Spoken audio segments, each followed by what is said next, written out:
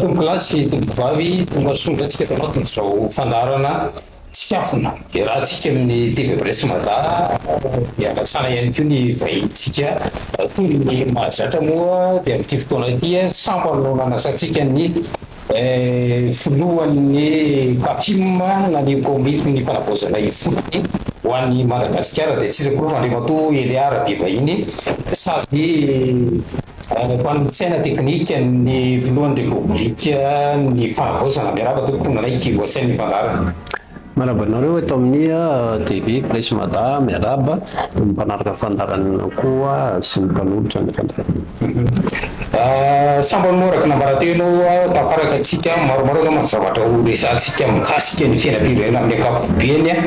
satria raha vao miresaka an'izany atao hoe filohan'ny otrikafo zany dia tsaina avokoa zany mifaritra tsy miroso moa zay tena hoe vaivay ary mety avanao mafy mihitsy tamin'izay resaka atao hoe basy toliara zay mbola resantsika zay oren'ny zao fiarahantsika zao fa nianomboako ny fiarana aloha mandeha mitety faritra tsy mijanona mihitsy zany atao hoe kafimy zany mamesaka andro ratsa mangaika manerana Madagasikara. Inona moa zany tokony tena antony ametrahana andreo mpikambana ifotony amin'izay hoe fanavaozana ifotony apitraka reo zay efa mety somary mitodika makany amin'ny resaka tontolona fifidianana mety zavatra ataonareo ty sa hoe inona mihitsy andriamantoa Eliara de vahiny. Ya marina lay fanontanianao hoe ao anatin'ny fitetezam-paritra ny kafim amin'izao fotoana izao na hoe komity fanolorana ny fotony any Madagasikara izay tasy ny tenako moa zany zay tsara foana moa zany no mampatsiafa 20% amin'izao fotoana izao zany ny antoko ao anatin'ny kafim satria vondrona politika na hoe plateforme politika ny kafim miezaka manao ilay fitsibipatra satria ny antony mila paritaka ny ambany ravikazo any zay ilay fomba fijery kafim na le hoe ligne politika ny kafim afatarina ny praitandajana zao ty rehefa miresaka Madagasikara tsika dia ny faritany anakenina sy ny faritra 420 eto Madagasikara zany zay le atao hoe Madagasikara dia ao anatin'ny manao ny fandresen-dahatra rehetrarehetra ny praitandajana zany ny kafim amin'izao fotoana izao dia zay tsy mampikely soroka amin'ilay fitetezam-patra atao amin'izao fotoana izao miezaka ihany zany manararoatra satria mipetraka ny fanontaniana hoe vola vaiza fa matsimbola vaiza no anaovan'ny kafim ilay fitetezam-patra de izy hoe tsotra fotsiny hoe 20% ane ny antoko politika ao anatin'ny kafim zay dia miezaka mamely tena ao anatin'izy mampiodina ny kafim zany dia vokatry ny fandraisana anjara ny tsipaipaika sy azony ataon'ny mpikambana tsirairay zany hatreto zay io ivelomana sy iodonan'ny kafim eran'ny Madagasikara ao anatin'izay koa nefa dia tsotra be misy ilay fomba fijery hoe ty Madagasikara ty dia ampandrosoana miainga amin'ny zavatra misy ananatsika ny voalohany aloha dia ny olombelona sy fantatsika hoe manana ny manam-pahaizantsika manana ny heritsaina rehetrarehetrasika ny heritrandry ahafahantsika mampandrosa ny Madagasikara manana ny ato rehetrarehetra koa tsika ahafahantsika miatrika n'ilay fampandrosona zay zany isan'ny fomba fijery atao anatin'ny kafim dia atombokay atao anatin'ny kafim zany hoe tsy voatery nge manana famatsim-bola visy havanana zany vao afaka hanao zavatra fa ny fameloma-tena atao zany dia ny fandraisana anjara ny antoko tsirairay zay mpikambana ao anatin'ny kafim zay io iazahanay anaovana tourne io antoko politika 20% izy evero nefa raha isaky ny tourne anankiray satria zay ny fomba fanaon'ny kafim le fandraisana anjara hoe 30-40 000 ariary 50 000 ariary ampitongotsika 20% efa afaka hiatrehana zany amina fampidonana fanaovana tourne amina faritra anankiray dia zay zany no iainan'ny kafima akoatrany hoe misy ireo le resy lahatra amin'ny fomba fijeriny kafima dia miezaka mamatsy ihany koa zany amin'izay vitany. Ny resahana zany dia tsotra be satria mipetraka ny adihevitra eto hoe misy vola be mihodina ao anatin'ny kafima, misy mamatsy ny kafima, misy ary moa ny manaratsy mihitsy hoe mandray ny volany zato sy zarony ny kafima dia izay tsia. Tena miezaka apetraka zany le izy hoe 9% tsika ny antoko politika atao anatin'ny kafima, dikan'izay antoko politika 9% afaka mampiodina plateforme politika anankiray izay atao hoe kafima na komity ho fanorenana ifotony ania Madagasikara. Dia izay zany ilay fitetezam-barotra ataon'ny kafima amin'izao fotoana izao hoe mifanipaka amin'ny filozofia sy ny fomba fanaovana politika mahazatra hoe tsy misy ninona azo atao raha tsy manana centaine de millions na manana milliard, fa hoy izay hoe Madagasikara tompoko afaka mpandrosoana miainga amin'ny zavatra ananantsika eto. Dia izay zany ilay politika ampiaran'ny kafima hoe afaka mamely tena ihany koa ny kafima noho ny fananany an'ireo lay antoko 9% izay mandrafitra azy. Fa tsy ilay fanavozana takin'ile fitondrana amin'izao sy ny tolona ve zany no matematesanareo fa hafa mihitsy tafiditra ao anatin'ny fanavozana nge zany. Rehefa miresaka fanavozana tsika dia mila miavao, mila vozana ihany koa ny fomba fanaovana politika eto Madagasikara dia mampiatra an'izay ny kafima hoe fomba fanao mahazatra tsy mahavita tourné anankiray raha tsy manana million maromaro, fa ny kafima kosa mametraka satria tsika izao efa ao anatin'ny fanavozana afaka manao tsika miainga amin'izay zavatra eo ampelantanantsika, satria ny tena zava-dehibe dia izay lay faharesen-dahatra izay na le finiavana politika na le hoe volonté politika. Izay zany no isan'ny lalan-tsaina ampitain'ny kafima ary ampitaina amin'ireo le olona rehetrarehetra resy lahatra amin'izay le atao hoe fanavozana izay. Dia isan'ny fanavozana voalohany atrehan'ny kafima zany ny fiavozana amin'ny fomba fanaovana politika eto Madagasikara. Tsy hany foana tsika fa matrim-bola, tsy hany foana tsika fa nampiany zato zareo, fa andao atomboka amin'izay ananatsika lay endrika sy fomba hanavozana an'ity Madagasikara ity. Dia izay lalan-tsaina izay zany no entinay andresen-dahatra ny hafa sy entina ifanohanana ihany koa amin'ny fitondrana fanavozana misy amin'izao fotoana izao. Isan'ny atao hoe matematesanareo rehefa misy fivodina etserony amin'le fandravana rafitra izay efa mitakina hatrany am-boalohany hatreto nefa mbola tsy tanteraka ilay izy,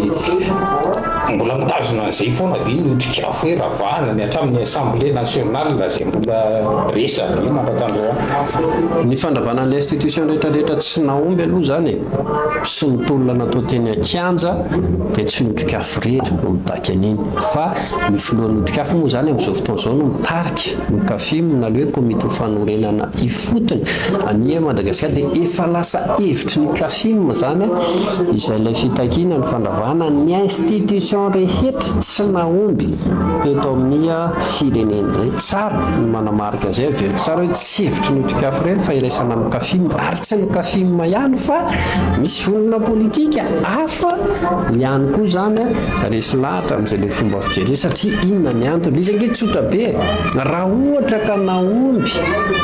dia le institution rehetrarehetra ny 4e république mitsangana amin'izao fotoana izao tsy nisy ny crise teto amin'ny firenena. Raha ao anatin'izay ny antenimieram-pirenena zany ao anatin'ilay izy dia mandeha moa zany ny adihevitra vokatry ny fifanakalozana sy ny karazany dia tonga hatrany amin'ny hoe tsy mbola rava ilay institution amin'izao fotoana izao hoe andao ary izay ho doniantsika any amin'ilay fikonan-doam-pirenena. Dia vonona zany ny kafima hitondra izay adihevitra izay any amin'ny fikonan-doam-pirenena mba ho lasa hevitry ny be sy ny maro zany izay lay fitakiana ny fandravana ny androm-panjakana ny institution tsy mahomby teto amin'ny firenena izay. Tsara ihany manko ny manamarika satria tsika tsy zatra manao adihevitra politika ao anatin'ilay izy misy ny manao an'izay fa misy koa ny tsy mahazaka an'izay satria misy zany mandray ho fahavalo ny kafima amin'izao fotoan'izao vokatry ny fijoroan'ny kafima amin'ny fitakina ny fandravanareo institution zay fa na misy tsy faly ary moa zany ao anatin'izay dia zay dia mametraka hoe isany hevi-dehibe hoentin'ny kafima ifandresen-dahatra any amin'io fitoenan-dom-pirenena iny fijerena sy ny fanapahan-kevitra ho raisina makasika n'ilay institution tsy mahomby eto amin'ny firenena io dia averiko izay hoe ao anatin'izay ny antenimieram-pirenena na dia misy ary ao androm-panjakana io manangana ny kafima ao fahavalo noho izay ilay fomba fijery ny kafima izay satria ny kafima tsotra be misy tolona natao teny an-kianja misy ny vita misy ny mbola tsy vita misy ny mbola tsy vita zany ny fandavana an'ilay institution io dia mitazona amin'izay tolona sy ny teny nomena teny an-kianja zay zany ny kafima amin'ny fitakina ny fandavana ny institution zay tsy naomby rehetrarehetra dia averina izy hoe vony zay hitondra zay adihevitra zay any amin'io lay fitoenan-doha pirenena io dia averinay le izy eto hoe tsy hevitry ny kafima marery zany ary tsy fitediava-tseza ny kafima ao anatin'ilay satria misy mametraka hoe nareo dia fitediava-tseza fotsiny dia apetrako ilay fanontaniana androany amin'ny alalana kafima hoe nitady seza avokoa ve zany reo le olona rehetrarehetra nandray anjara tamin'ny tolona natao ho an'ny fanovana dia eto amin'ny firenena mino fa tsy ny akamaroan'olo eo misy amin'ireo tsy niresa nitady seza zany fa mahita fotsiny hoe institution tsy mahomby mila ravana mila miavaotsika tady fianavaozantsika dia izay anton'ilay fitakina dia mitazona an'izay position zay hatramin'ny farany kafima ary vonina hiaro an'izay ny fitoenan-dom-pirenena le tsy fombiazana dia ny tena hitanao ny tsy mety sa le rafitra mihitsy vainy sa le olona lazana fongola ivona ao anatiny mampanjakana vonina rehetra izy ange tsotra be le rafitra misy olona mitaingina azy dikan'izay zany tsy afaka sarana lay rafitra sy lay olona zay aloha zany le izy mitapy ny fanovahany rafitra tsika fa misy olona ihany koa tsy maintsy mifanaraka amin'izay fomba fijery dia le olona zatra mitaingina sy namilivily an'le rafitra teo aloha dia verinay hoe tsy reny mihitsy zany no namana anatin'izy tsy manana olana amin'ny resaka fifandraisana na olona samy olona zany fa mametraka kosa hoe misy zavatra tsy maintsy hovaina eto amin'ity firenen'ity dia mila mahasa zany tsika amin'izay lafin'izay ny anankiray everiko hoe tsy maintsy resahana ao anatin'le izy dia tsotra be hoe io ninona resahantsika dia ny zavatra misy eto amin'ny firenena raha tsy manana an'izay le finiavana politika izay tsika hanovany zavatra misy maro eto dia tsy ovy zany ilay zavatra misy eto amin'ny firenena ary rehefa ananantsika zay le finiavana politika ananantsika zay le fitiavan-tandaza ananantsika ny faharesen-dahatra afaka ovaina ny zavatra misy eto amin'ity firenena ity dia azo foana zany ary izay mandreseny lahatra sy tarisanay areo manana rehetrarehetra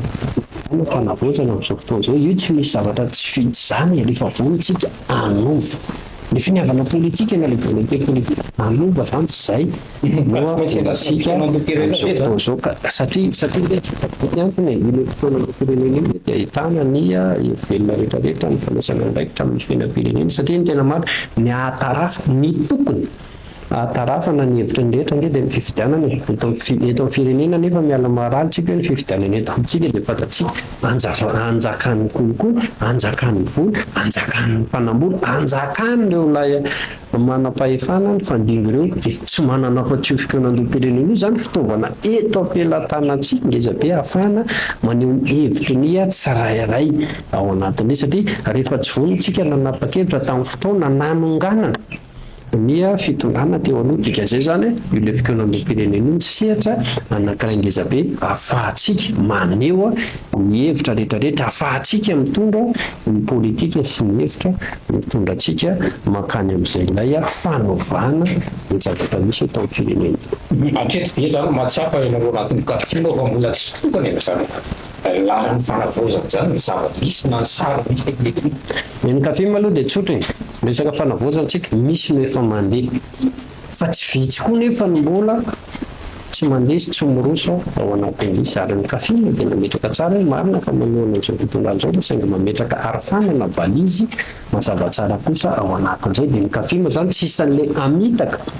an'ilay mpitondra fanjakana na amitaka n'ilay filohan'ny fanavozana ka hiteny hoe fa mety ny zavatra rehetrarehetra eto Madagasikara tsia misy ny mandeha fa betsaka koa ireo mbola tsy mandeha dia izay zany ny fanohanana ao anatin'ilay izy hoe ny anjara miraikitsika na ao anatin'ilay fitondrana fanavozana na ny tsy ao anatin'ny fanomanoana dia manokatra ny masony fanapa-kevitra ao anatin'izy hoe tsy mila mampampijery ary natavitsika ao anatin'izy fa izay mety iza tsy mety dia tokony jerentsika zany ny anamboarana azy isan'ny heverina efa tsy mety zany amin'izao fotoana izao dia hoe betsaka ny andevitra mandeha eto amin'ny firenena izay fiveran'ireo azy hoe tsy voatery ho anjara ny fahefana fanapa-kerana ho anjara ny filohan'ny fanavozana no mamaly an'ilay izy fa ny anjarantsika zany mipetraka ho isan'ireo tsaraina ny olona rehetrarehetra atao anatin'ny fitondrana fanavozana amin'izao fotoana dia ny anjarantsika zany mamaly ny olona ny firenena fa tsy handeha amaly ny karazana tsikera marobe izay atao eto amin'ny firenena ity fa ny anjarantsika fotsiny mijery hoe tsikera sahala amin'ny ahoana ny tokony hovaliana tsikera sahala amin'ny ahoana ny tokony mijery satria betsaka ihany koa zany hita hoe satria malalaka loatra ny fanomon-kevitra eto amintsika dia betsaka amintsika ny milaza zavatra tsy mitombona sy ny akangatra moa dia veny hoe reny tsy tokony ho andaniana fotoana fa itsika atao anatin'ilay fitondrana fanavozana dia tokony hifantoka bebe kokoa amin'ny fampandrosoana ny firenena. Misy moa milaza mihitsy fa hoe miheratsy noho ny fitondra teo aloha zava misy amin'izao fotoana izao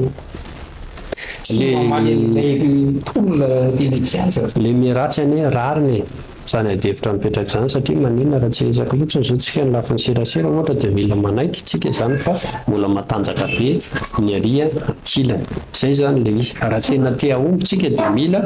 tsy mijery averikany tsy mila mijery arina tava ao anatin'izy dia ny communication an'ilay aria kilany izay mankala ilay fitondrana fanavozana manjaka dikan'izay raha te andraisan'izay tsika mila mafisina koa zany fampitambo foana ny serasera atao anatin'ilay fitondrana fanavozana fa za kosa aloha dia mahasamby teny hoe misy zavatra efa moroso tsy azo hodinatsity zany notsikafa manokana izao dia fantatranareo hoe niady mafy tamin'izany fampandehanana ny Madagasikara olona ny tsongolo ohatra nanapa-kevitra ny fitondram-panjakana andefa aniny tsy mbola misy vokany androanandroany farapitosika tsy maintsy ioty vokatry ny makasika an'izay sahala amin'izay koa hoe ny toerana mafy ny fanakana ny tetikasa varamata io amin'izao fotoana izao izy zany tsy manjika ohatran'izay ny fanomezana asina an'ilay CTD na collectivité territoriale décentralisée itombo zao ny volomena an'ilay rafitra indifotony ireny zany atrehantsika ny fampandrosoana sahala amin'izany ny ady natao makasika ny tany teto verina amin'ny tompony izao ny reny le resaka hoe tamin'ny ady natao tamin'ny nosy sakatisy ny karazana eny foana ilay fanarahana teo aloha izay hamaritra an'ilay hoe soaverina amin'ny tompony ireny sahala amin'izany koa ny hoe nisy olana be tsy tantanan'ny rano ady ny fanaovan'ny mponina tamin'ny orinasa matanjaka eto amintsika verina amin'ny tompony ireny sahala amin'izay koa zany sahala amin'izay koa zany le hoe nisy an'ilay hoe fanapahan-kevitra ilay sy ministera tompona ndraiky na makasika ny tany omena ny colon dia hoezana zany famerenana an'ireny amin'ny tompony fatsian'ny colon misy zavatra miroso sahala amin'izany zany fa averiko hoe tsy midika akory zay hoe ampy la izy tsy izay zany le adevitra fa zay miroso toanatsika reny zay mbola tokony atao dia mitondra ny fomba fijery ny fanamariana ihany koa ny kafima misy an'retsoretsoreto tokony atao fadininy kafima zany ao anatin'izy dia anao hosana fotsy satria lasa mamitaka an'ilay filohan'ny fanavozantsika ohatra ka manao an'izay makasika ny varamata izy ianao dia tsy miova ny hevitry ny otrikafy tsy miova ny hevitry ny kafima ao anatin'ilay izy fa manohatra hatrany an'olay tetikasa izay tsy mahomby sy hitondra fombiazana eto amin'ny firenentsika dia ray ao anatin'izay ny varamata mariako tsara ilay izy tsy resaka varamata ihany fa io zany koa tena isan'ny adihevitra nafantarana ny mpikafo ny fanarahana tamin'ny kasima tapahina fa ozy hoe ady stolona mbola tohizana zany reny dia efa mba azo lazaina aloha zany ao anatin'izay matoy zany tsy misokatra mandraky tiany androany misy antony eo zany satria matoy fitondram-panjakana sy mapakevitra ny kasika zay dia mijery sy mitsinjo tokoa zany ilay amponina any ambanilavonkazo any zay voakasika reny tetikasa hoavy ny atao hoe fitoanan'olo zay andalain'ny rehetra ny fefikaema zany mbola tsy fantatra ohatrany ahoana ny fomba hoentiny andrindrana zay rehetra zay ianareo moa zany efa makafakakevitra efa karazana fitoanan'olo kely ve zany ity fitetezam-barotra ataonareo ny fitetezam-barotra ataon'ny kafima dia very koa ny fametrahana ambatsa mandraika ny kafima eny amin'ny faritra rehetrarehetra eny makasika ny fifanandom-pirenena dia tsotra be mivonona no amin'izay ihany koa zany ny kafima amin'ny fandraisana anjara amin'io satria fantatritsika hoe misy fanapahan-kevitra lehibe tsy maintsy ho raisina ao anatin'ilay fifanandom-pirenena dia izay no manentana anay reo namana rehetrarehetra indrindrandrindra ny mpiamban'ny kafima ny mpiamban'ny olo-piafo ny mpiamban'ilay antoko politika 9 ao anatin'ny kafima mba hivonona amin'ny fandraisana anjara mavitrika amin'ilay fifanandom-pirenena sy ingeto kosa zany zay dia manamarika hoe tsara misy ny fandraisana anjara fandraisana ndraikitra hoe amintoko ny hery velona rehetrarehetra ao amin'ny fifanandom-pirenena io zany hoe mialoha mandritra sy aoriana n'ilay fifanandom-pirenena dia tokony hitatsika avokoa zany fandraisana anjara ny hery velona rehetra eto amin'ny firenena tafiditra ao anatin'izany ny FFKM satria hitatsika amin'izao fotoan'izao fa somary marisarisa ny fifandraisana eo amin'ny ministera tompon'andraikitra ny fanavozana sy ny FFKM izay nefa dia manao hoe amin'ny resaka fifanandom-pirenena tsika tsy azotsika ho amevanina mihitsy tanjaka sy hery ananan'ireo neonivon'ny FFKM anentana ny hafa ary ivelan'ny FFKM ho ataotsika ary tsy tokony ho adiny koa fa efa mandateniny filohan'ny fanavozana nge neonivon'ny FFKM amin'ny fikarakarana mio fifanandom-pirenena io ka izay zany mety hoe milohan'ny irosona ilay fifanandom-pirenena tsara mba misy miadivitra eo anivon'ny fitondrana fanavozana sy ny FFKM mba hananatsika vokatra tsaratsara kokoa amin'ny fifanandom-pirenena io satria izay dia mahita hoe andringy ilay fifanandom-pirenena raha ohatra ka sanatria avoavava tsy mandray anjara amin'io ny FFKM satria avery ny hery velona hafa ary entany mifandray anjara maika ave fa ny FFKM zay efa mandateny dia izay zany mahita hoe tsy tokony ho maika be ny fikarakarana an'izy raha tsy milamina ny fandrindrana ny fitantanana indrindrandrindra ny application-ny FFKM sy hery maro samihafa zany tokony hiditra ao anatin'ilay fifanandom-pirenena fikarakarana n'ilay fifanandom-pirenena fifidianana sy fitantanana isan'ny atao hoe mipirakaresabe tokatoato efa misy zany ny fanesorana azy nefa hoe hiantsika n'ilay fifanandom-pirenena vao anapa-kevitra hoe hofidiana sa ho tendrena sy revapileraveta tsy karazana ohatry hoe sarety ve mandeha alohan'ny olo ohatr'izay ihany koa ny rafitra ny seny izy hoe ampitabataba sy miteraka ondana maro etakireny resaka tokony fifidianana efa voateny ireo karazana olona mandrafitra azy nefa hoe ny fitoanan'io mamaritra azy ahoana zay aloha dia mahita ary mametraka foana hoe tsara kokoa dia ny manome fahefana ny vahoaka eny fotony ary zay dia mbola manamafy foana hoe mila ampidirina ao anatin'ny CDD ale hoe collectivité territoriale décentralisée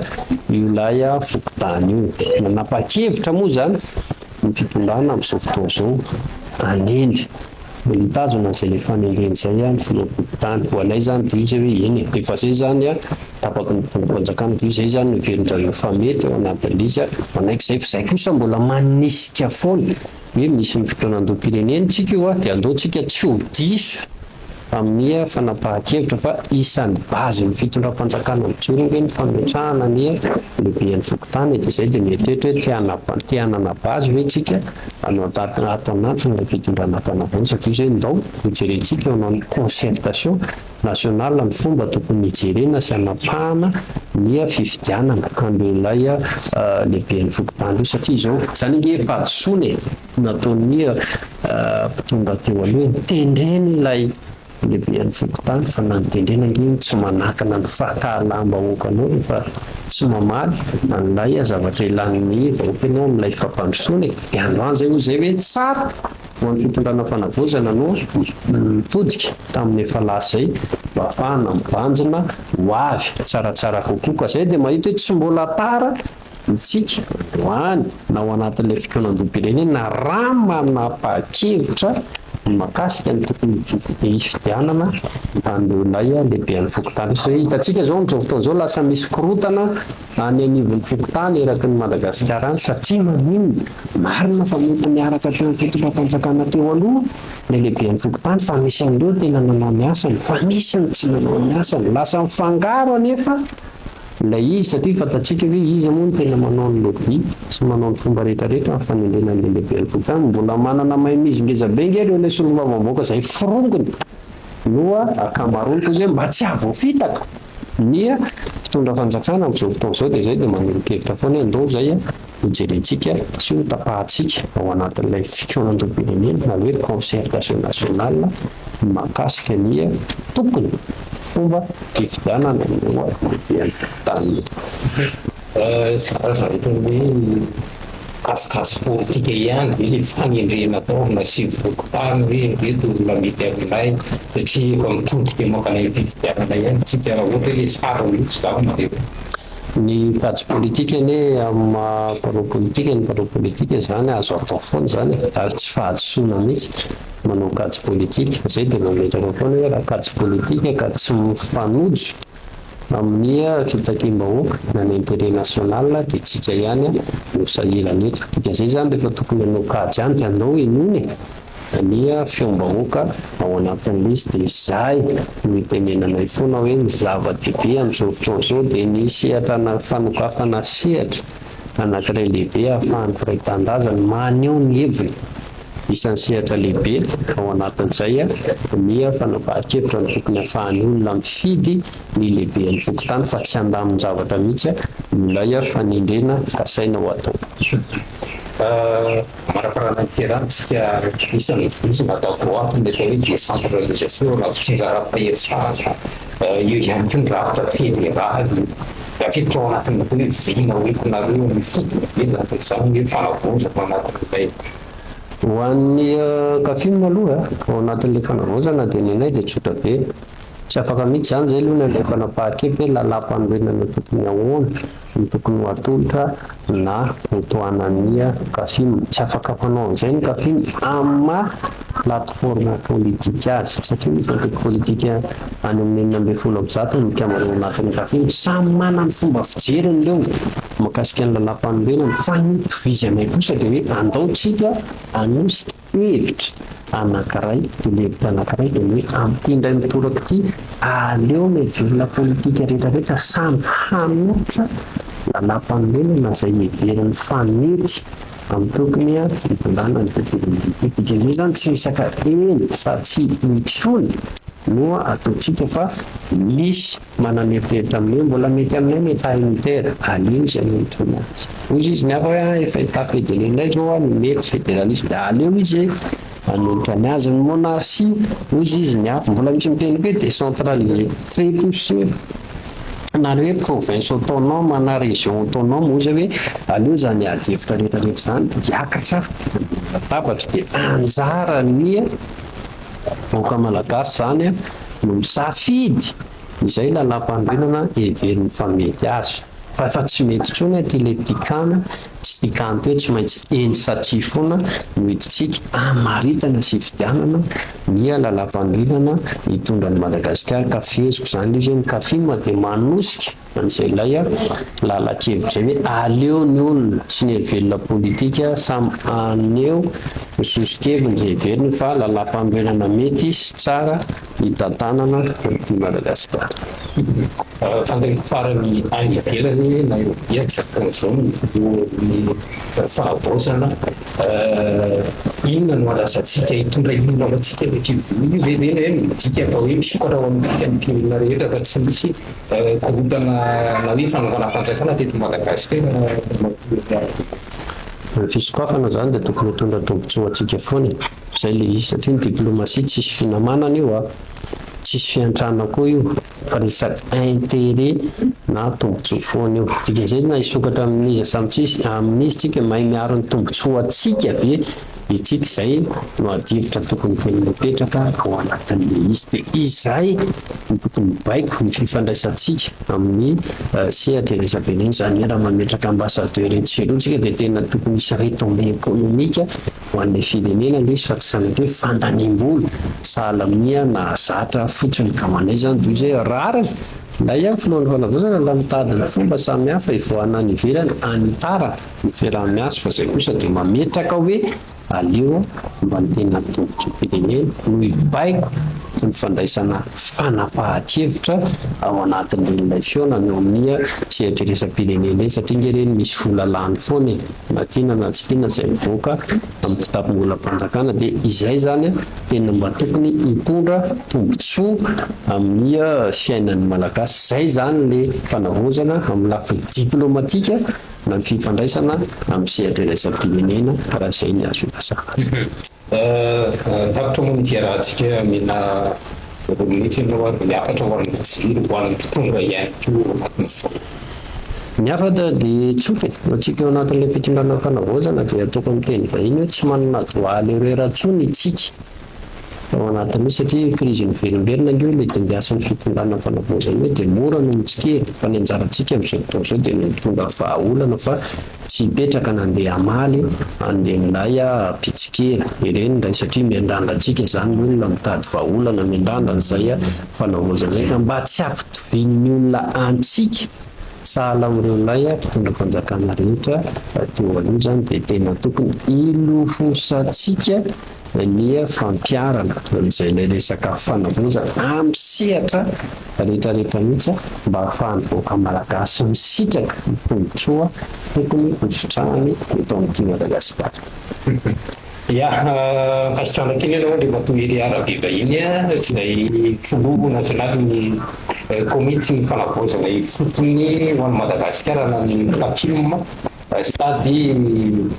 saina teknika ny filohan'ny fanavozana ny repoblika Madagasikara ihany koa ianao nanaiky hoasain'ny fandarana ino sadenana fa mbola isy ny fotoana iarahantsika olono